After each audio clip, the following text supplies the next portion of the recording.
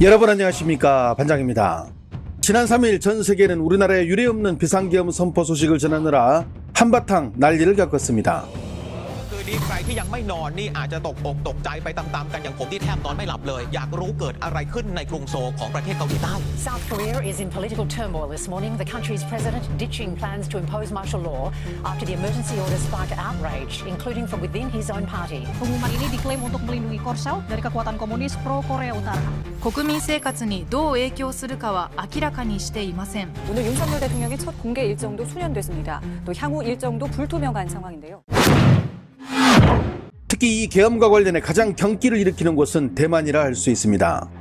대만은 1949년 장제스 국민당 정권이 발령한 계엄령이 1987년까지 무려 38년간 지속되어 세계 최장기간 계엄이라는 불명의 역사를 안고 있습니다. 부자지간인 장제스 장진구어 총통이 집권한 이 시기 대만 정부는 반공고를 앞세우고 이들을 뿌리 뽑는다는 명분으로 반체제 인사들을 날려버렸는데요. 대만 사람들은 이 기간을 계엄 기간으로 부르고 있으며 민주화 운동 및 대만 민족주의 세력이 주축이 된 민진당이 1986년 9월 창당되면서 대만의 민주화 운동을 이끌어냈고 결국 장진구어 총통은 1987년 7월 길고 길었던 38년간의 계엄을 해제하게 됩니다. 그런데 윤석열이 계엄을 선포한 지난 3일 이 계엄령 선포가 중국과 대치 중인 대만 정치권에도 일파만파 파장을 낳고 말하는데요.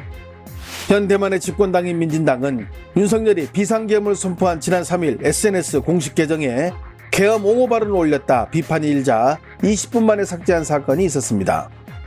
해당 글에는 한국 국회가 친북 세력에 의해 통제되는 상황에서 윤석열 대통령이 3일 긴급담화를 통해 정북 세력을 척결하고 자유헌정 질서를 지키기 위해 비상계엄을 선포했다며 대만 입법원에서도 야당인 국민당과 민중당이 각종 국방 예산을 삭감하고 위헌적으로 권력을 확장하며 국가안보 관련 제안을 저지하는 일이 벌어지고 있다고 덧붙였습니다.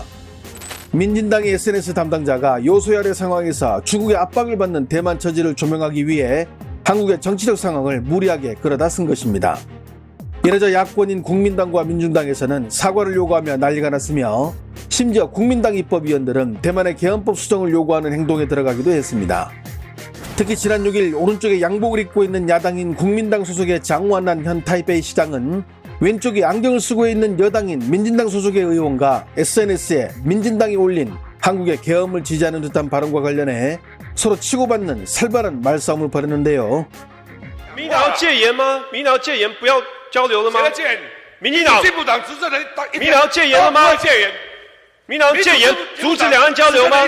通都不会戒严，交流要封杀言论自由吗？民党要戒严吗？民党党团要不要道歉？民党不会宣布戒严。民党党团要不要道歉？到现在还不愿意道歉。民党发表了戒严的言论还不道歉。如果民进党政府宣布戒严，那你应该要民进党党团道歉。民进党党团的事情，我是台北市所以你支持民进党戒严？你知道民进党党团发表戒严的言论？我反对。你支持吗？那你反对，你要叫民进党党团道歉。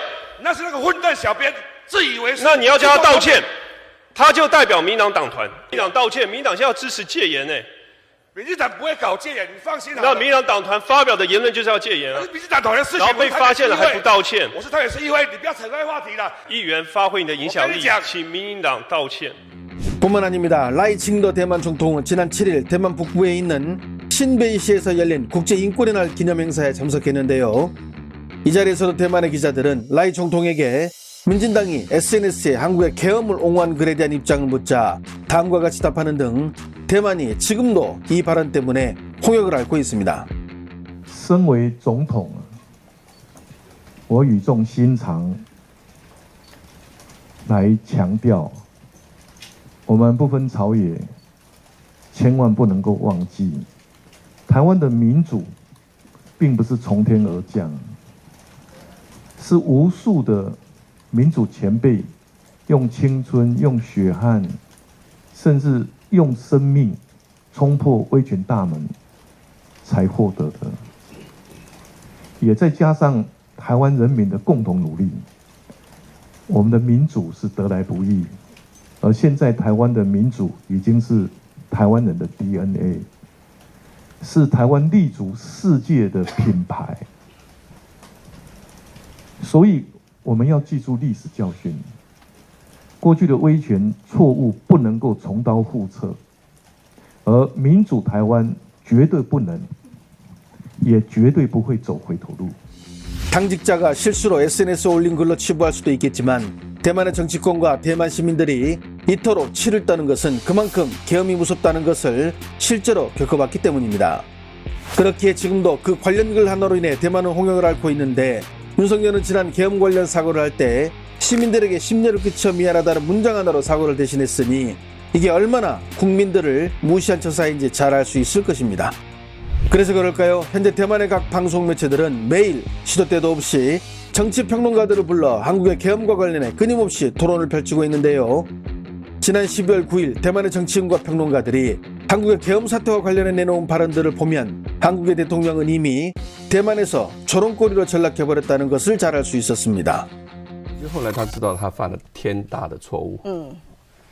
戒严令其实在任何一个民主的国家是不可以随便实行，是，除非这个国家几乎都要被毁灭了、被摧毁了。所以尹锡悦他这个戒严令啊，大家有讲出很多的理由。对，关于他太太的问题，对，关于他自己本身做的一些事情，然后国会对他的制衡，是。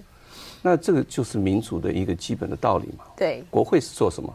国会就是制衡你执政党的嘛，尤其制衡你总统的。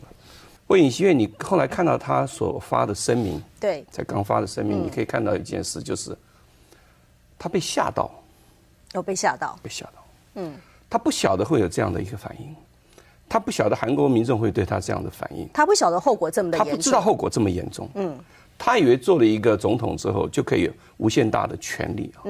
最近台湾民主发生的问题啊，其实要去看一下韩国这次他的总统尹锡悦犯的错误之后，他要好好去检讨一下、反省一下，可以反思一下。因为民进党会认为说，他靠选举当选之后，他就握有所有权力的正当性，包括压制所有的新闻跟所有的一切媒体、一切自由跟这个言论的自由哈。我认为民进党要好好去看一下韩国发生的事情。换句话说，尹锡悦他就是一个智障型的政治人物啊，他以为我一道命令，底下人就会照我的示范来做，这个连非洲都没有这种水平。非洲经常发动兵变啊、政变啊，或者戒严啊，在非洲是每天都在上演的，经常有。那现在接下来美国就要头痛了，对，因为尹锡悦什么时候下台？美国一定有在考虑。对，那尹锡悦这种行为，是可以在法律上解释成叛乱行为、叛国行为，这最麻烦就在这里啊。接下来韩国的政局应该会慢慢趋向稳定，因为证实一件事情，就是尹锡悦孤家寡人，对，他根本没有人可以帮他去执行什么样重大任务。那韩国的民众也不会放过他。국민의료가 지난 6일에서 7일 진행한 여론조사를 보면 우리나라 중도층의 윤석열 지지율은 8%로 10%의 벽마저 무너졌으며 응답자 가운데 79%는 탄핵에 찬성한다는 입장을 밝혔습니다. 중도층이 등을 돌린 정권은 역대로 살아남은 적이 없습니다. 하루빨리 우리나라가 안정을 찾았으면 하는 바람입니다. 좋아요와 알림 설정은 제가 영상을 만드는 데 큰 힘이 됩니다. 시청해 주셔서 감사합니다. 행복한 하루 보내시길 바랍니다.